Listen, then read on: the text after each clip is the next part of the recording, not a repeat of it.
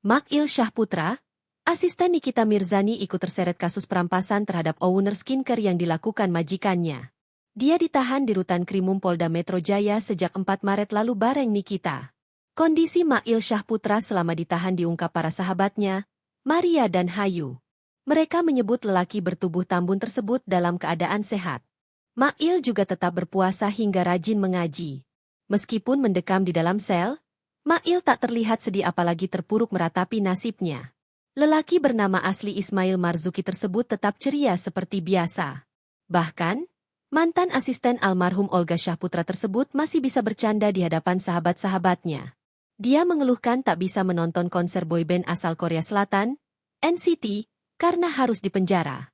Terkait penahanan Makil, Maria dan Hayu mengaku terkejut. Mereka tak menyangka sahabatnya akan terjerat kasus hukum hingga harus dipenjara. Namun, sebagai sahabat, Maria dan Hayu hanya bisa memberikan semangat. Keduanya mendoakan Makil dan Nikita Mirzani agar kasus ini bisa selesai dengan baik.